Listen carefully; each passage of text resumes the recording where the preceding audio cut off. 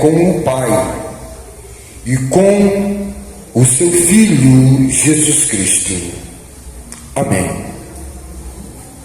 Amém? Amém. Meus amados irmãos, a alegria do Senhor é nossa força. Lendo esse texto da Palavra de Deus, nós ficamos aqui a meditar, ficamos orando ao Senhor para entender o que é que o nosso irmão, o apóstolo João, ele estava querendo dizer para a igreja, nessa sua primeira epístola. Ele fala sobre Jesus, fala sobre o verbo da vida, fala sobre uma realidade tangível, visível. Ele chega a dizer que ele abraçou o verbo da vida. Ele não está falando de uma hipérbole, de uma fábula, de um universo lúdico. Ele não está falando de uma teledramaturgia. Ele não está falando de um filme. Ele está falando de algo que eles viram.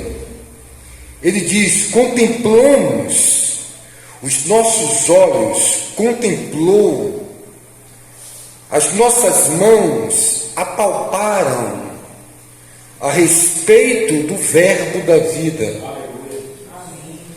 Não é algo informal que alguém disse.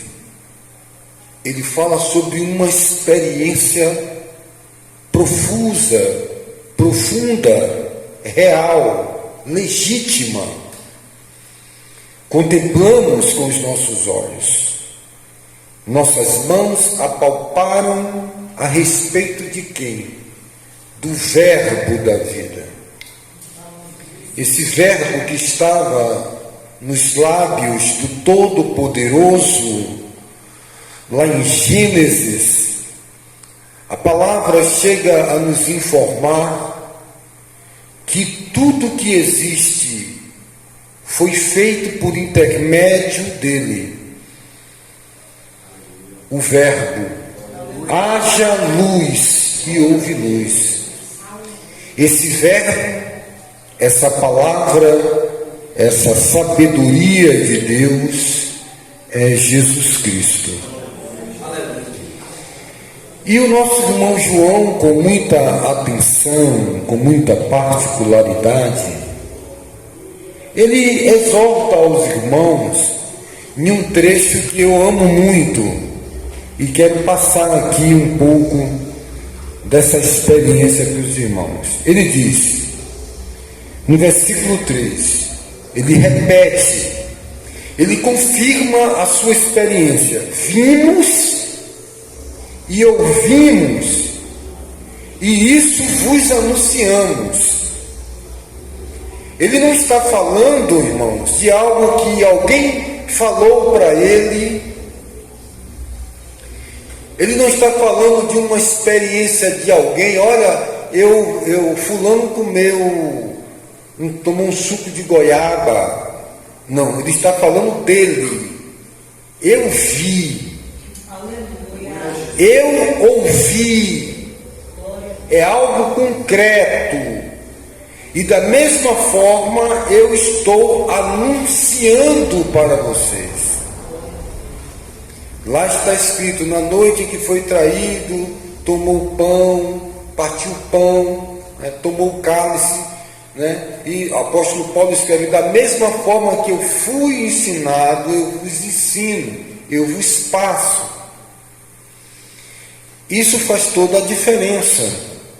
Aqui o nosso irmão João Antônio dá sequência. E ele aí agora convoca todos aqueles que ele envia essa epístola, a todos nós. Ele diz algo que faz a diferença nas nossas vidas. Nossa comunhão é com o Pai e com seu Filho Jesus Cristo. Nossa comunhão é com o Pai e com o seu Filho Jesus Cristo. Eu quero que vocês tenham comunhão conosco. Ele era apóstolo e convocava os irmãos para ter comunhão com os apóstolos. E os apóstolos dizem: a sua comunhão é comigo, porque a minha comunhão é com o Pai e com o seu Filho Jesus Cristo. Irmãos, isso faz toda a diferença. Amados, nós estamos vivendo uma situação complicada.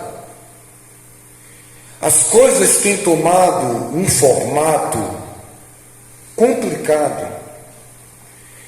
E 90% da nossa vitória está em nós sabermos fazer uma leitura dessa sociedade atual. É preciso fazer uma leitura dos acontecimentos à luz das Escrituras Sagradas, para que se entenda que o momento que nós estamos vivendo é um momento de afilamento. Estamos ali afunilando para o cumprimento final das profecias bíblicas.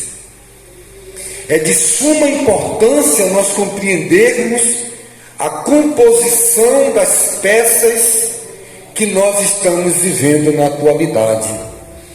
Nós saímos há 2 anos que passou aí, 2 anos, de 2020 até poucos meses atrás, saímos de uma pandemia, saímos de uma enfermidade que ceifou muitas vidas, que assolou muitas vidas. Enfermidade que talvez aí foi movida pelos grandes dominadores do mundo. O psicológico foi abatido, muitas pessoas com medo, o temor, o que diminuiu, o processo de combater a enfermidade, o sistema imunológico, produziu o estresse, o medo, a quantidade de cortisol muito grande, e isso diminuiu o poder de combater a enfermidade pelo sistema imunológico. O psicológico das pessoas ficaram torturados, ficaram abalados, as pessoas não tinham nem como se despedir dos seus entes queridos, que não tinha como botar um ponto final na história, ficava algo vago. O medo da morte, a gente foi vendo que as pessoas foram perdendo as considerações, a crise foi gerada e o psicológico abalado.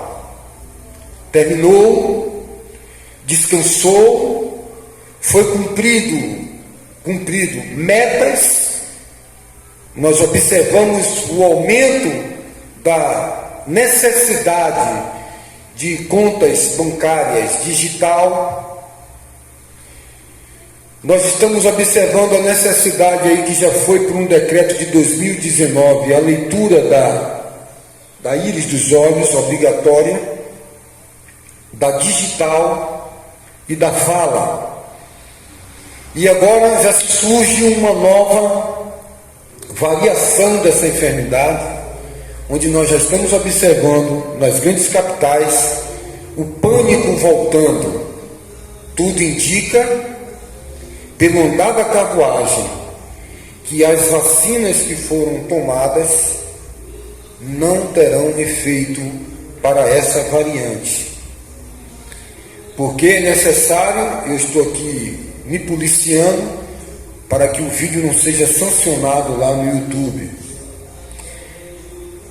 Essa picada que virá, provavelmente, já vai conter muitas coisas, porque se essa variante tomar um corpo grande, inutilizando essa primeira picada que foi tomada, essas doses, tudo indica que já tem uma fabricada e a gente sabe que virá coisas difíceis. Porém, não é só essas questões de cumprimento das profecias que nós estamos preocupados, porque nós estamos protegidos por Deus. Nós temos promessas de Deus. Esse não é o grande problema. Você pode fazer a leitura que saímos de uma pandemia e mesmo assim não foi suficiente acordar a religiosidade das pessoas. As pessoas continuam com os seus scripts, com os seus cronogramas de festas e outras coisas mais dentro das instituições. Nós observamos agora, veio uma campanha política, uma eleição, e vimos como um jogo de xadrez, de peças, de manipulações, e essa suposta cristandade caindo em descrédito.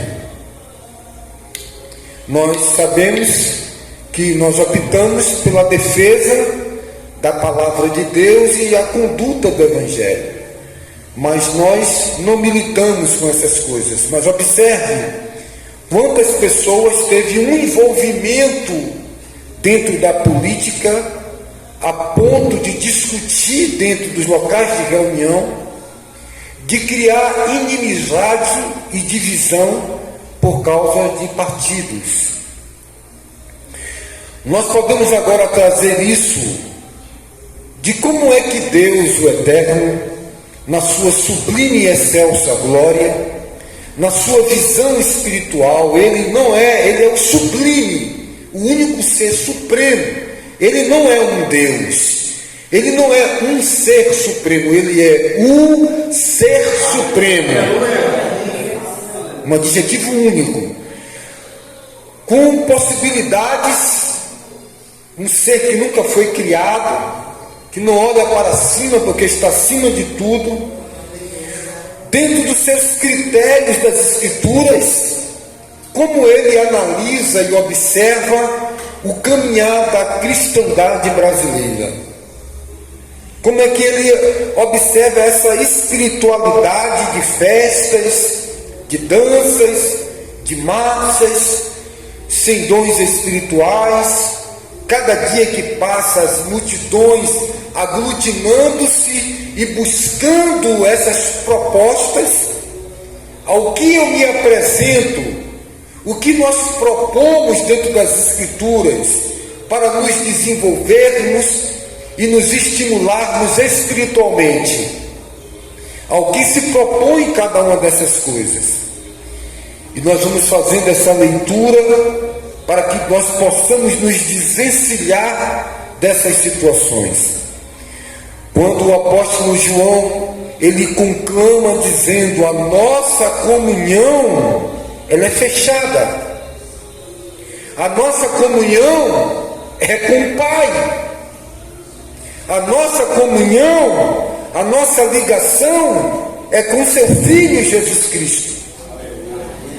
Nesse círculo não tem espaço para o impuro, não tem cadeira para o ímpio, local para ele se posicionar, para o bode, para o joio. A sua comunhão é comigo e a minha comunhão é com o Pai. Não existe nó pelas costas, não existe poeira debaixo do tapete. Nós estamos ligados na videira verdadeira. Meus amados, o tempo que nós estamos vivendo agora é um tempo para você viver para a sua família, para sua esposa, o seu marido, seus filhos, viver dentro do núcleo de sua casa. É um tempo de você observar quem são as pessoas que te merecem, que merece essa comunhão, que vai caminhar com você até o final, que não vai titubear entre dois pensamentos, que não vai ser um instrumento lá na frente para uma ocasional armadilha para a sua vida. É tempo de você delimitar fronteiras. Quando a palavra de Deus, no livro de Provérbios de Salomão, diz: não se meta com aqueles que buscam mudanças. O tempo que nós estamos vivendo agora é um tempo de 2, 3, 4, 5 pessoas reunidas no meu nome. A multidão, ela vai estar onde se dê mais carne, onde se dê mais festa, onde se dê mais os desejos, porque convidarão para si pregadores que preguem os desejos. A verdade não é algo agradável, palatável. A verdade, ela vem para fazer uma vasculha em nossas vidas. Ela vem para nos fazer com mãos cirúrgicas, a nos livrar de conceitos e de problemas nossos. É uma viagem sua, particular. João disse: a nossa comunhão é com o Pai. Eu vi, é um relacionamento, é algo real, não é um script que você quer escrever a sua própria história, não é um universo lúdico infantil, onde você cria na sua mente religiosa que um dia você vai fazer um evento e vai convidar Roberto Carlos para dar o testemunho que ele agora é um servo de Deus. Você não vai ficar fantasiando, meu querido, que Gal Costa vai cantar o hino 15 da harpa cristã com a sua voz de acordes vocais pessoais e intransferível. Que ela vai chegar aqui e vai cantar: ó, como cego andei, né? Até mesmo porque ela já partiu, sem realizar o sonho lúdico, a fantasia que Adriana Calcanhoto vai se converter e vai chegar aqui e cantar o hino Quão bondoso amigo é Cristo, na voz de Timaya, já morreu também. As pessoas ficam pensando que o Evangelho, sabe, é uma fantasia que você fica confabulando na mente. O apóstolo Paulo escreve aos Coríntios sobre o casamento, por exemplo. Ele disse: olha, minha irmã, o seu marido consente conviver com você, você sendo uma serva de Deus? Ele sabe como é um leito sem mácula. Você falou para ele: seu marido não é crente, ele não serve a Deus, mas ele aceita você sendo uma serva de Deus? Amém. Se ele não aceita, não se junte a um jugo desigual, porque você não sabe se vai conseguir converter esse homem. Porque o apóstolo Pedro diz: vós mulheres ganhai os vossos maridos em silêncio através do vosso comportamento. Mas aí Paulo aos Coríntios está dizendo: você não sabe se vai conseguir. E aí vai ficar com jugo desigual, vendo a hora dele conseguir arrancar você da presença de Deus e te levar para o inferno. Mas as pessoas ficam confabulando: fulano, Deus vai salvar fulano. Amigo, irmão, uma casa nova não vai mudar a sua vida. Um carro novo não vai mudar a sua vida. Uma cidade nova, novos ares não vai mudar a sua vida. Novas roupas não vai mudar a sua vida. Um novo trabalho não vai mudar a sua vida. Uma nova esposa, um novo marido não vai mudar a sua vida. E o que é que vai mudar a sua vida? O ser uma nova criatura. Um novo nascimento, irmãos. Morre um homem velho, nasce um novo homem em Cristo. Recebe um outro espírito, não um espírito que foi morto pelo pecado. Uma vida separada da vida de Deus, pela ignorância, pelos frutos do pecado. Agora somos nova criatura. Quem mentiu, não mente mais. Quem roubava, não rouba mais. Mas há um processo de uma vida que vem cheia de traumas, cheia de problemas, cheio de ranço, de dificuldades psicológicas encruadas dentro da alma. E esse processo de purificação e de limpeza é instantâneo, se você libera o Espírito Santo trabalhar na sua vida. Se você bloqueia a voz do Espírito Santo, se você endurece o seu coração à voz do Espírito Santo, esse processo fica anos e acaba cauterizando o coração e impossibilitando uma libertação, porque está acostumado com a palavra, e a palavra vira um costume. James e Jambres estavam sempre aprendendo a palavra, mas nunca chegava ao conhecimento da palavra. Sempre aprendendo genealogias e coisas a mais, e as coisas e as doutrinas estavam ali, sempre aprendendo, mas não dava liberdade ao Espírito Santo assumir o controle total para que a libertação fosse completa. E muitas vezes pessoas continuam congregando, ouvindo a palavra de Deus, mas inveja, fofoca, ambiciona coisas malignas. São pessoas que não se perdoam, não liberam perdão, não amam. Estão na igreja, na congregação, pregando com 3, 4 mulheres, prostituindo, cometendo atrocidades com a Bíblia, canta que é uma beleza, prega, e depois nós vimos os escândalos. Amados, a nossa comunhão é com o Pai. O momento que vivemos agora é o momento de definir quem é você nessa situação. Qual o seu papel? Ao que você se apresenta? Judas se apresentou ao Senhor Jesus, e Jesus perguntou: amigo, a que vieste?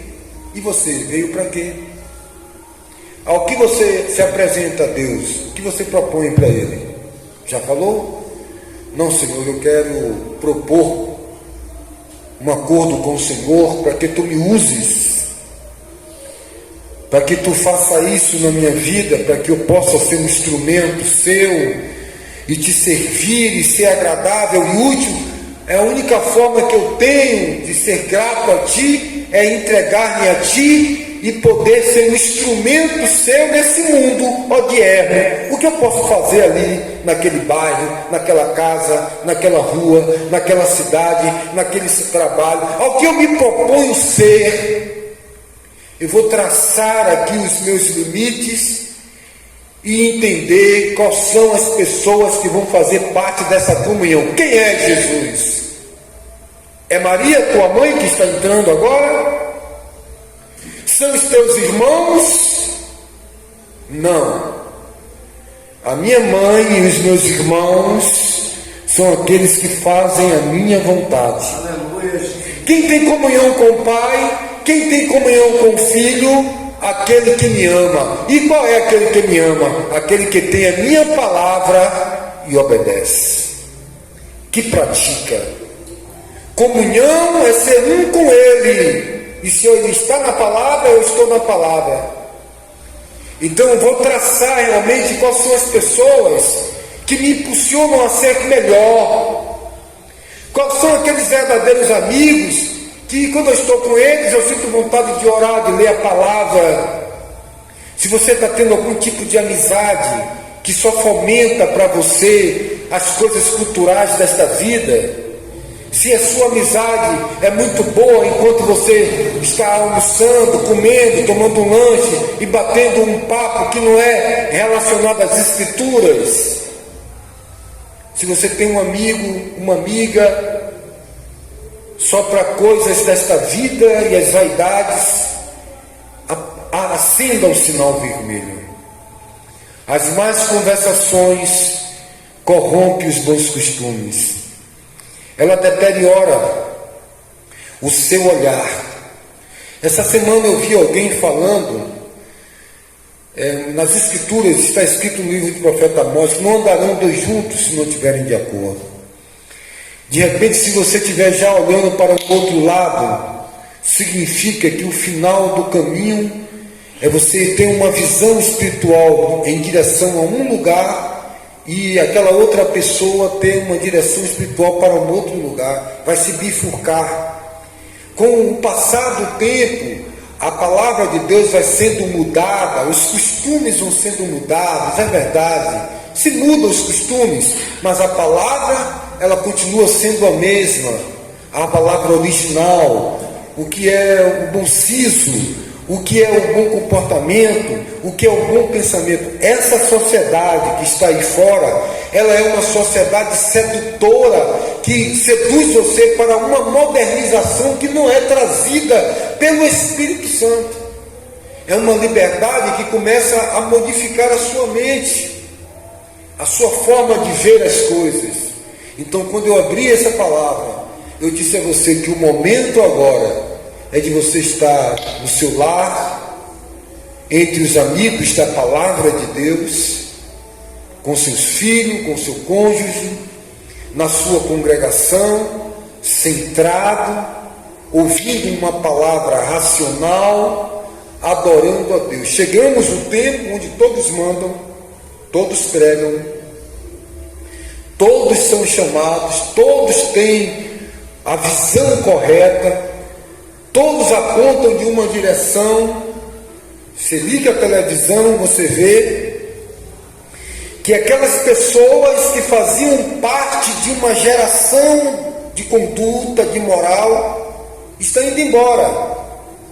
Essa semana morreram 2 artistas, que eu não vou citar o nome aqui, que representa um momento de cultura no Brasil, e esses artistas estão indo embora e está deixando dentro de uma outra cultura de destruição de valores. Está assim, uma geração de 77 anos, 80 anos está indo embora, que delineou uma qualidade de cultura, de construir uma conduta moral, familiar, né? Como se diz, uma boa música, é um exemplo. Está se partindo e nós vamos ficando órfãos diante de uma contracultura, de uma geração moderna, celular, computador, internet, alterações mentais, vai alterando a mente.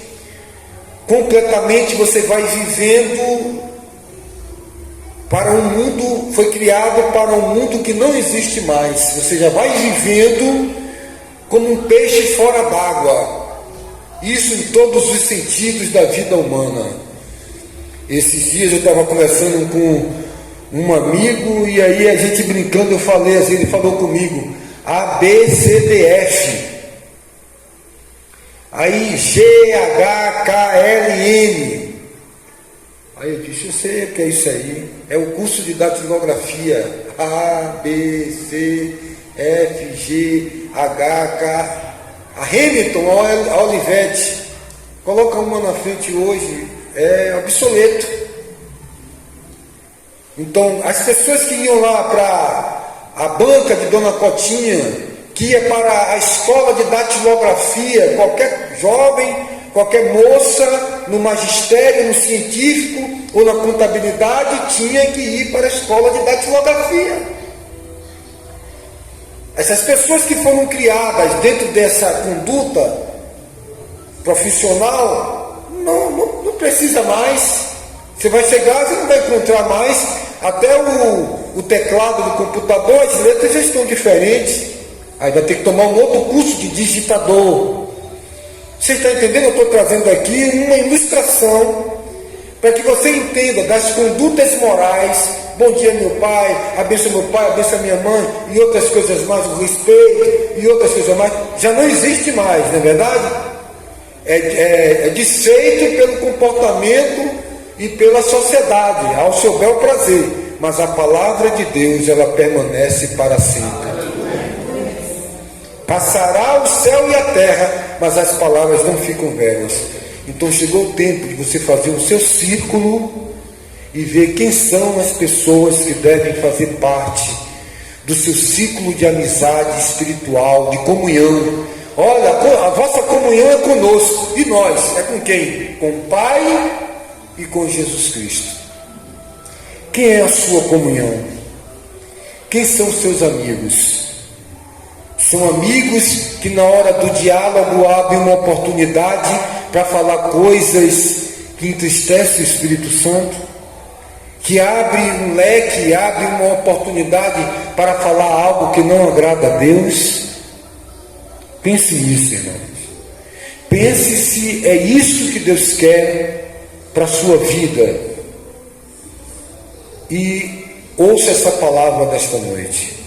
Nós estamos vivendo um tempo que as multidões vão invadir os ambientes que dê tudo o que elas querem. Elas vão gritar Barrabás, mas existe uma outra minoria que vai se apresentar como um cordeiro sem mancha, sem mácula e sem rugas. Qual é a sua escolha? Ao que você se propõe nesses últimos tempos? Se você não começa a observar essas coisas e vai alargando mais a sua amizade, as escrituras dizem que aquele que tem muitos amigos o tem para a sua desgraça. Porque amigo é algo muito difícil de se construir. Se constrói com anos, com tempo, com erros e com acertos. Então o momento agora é de você estar concentrado. Se alguém duvida de você, não se preocupe. Você que não deve duvidar de você. Pense nisso. Vamos orar em nome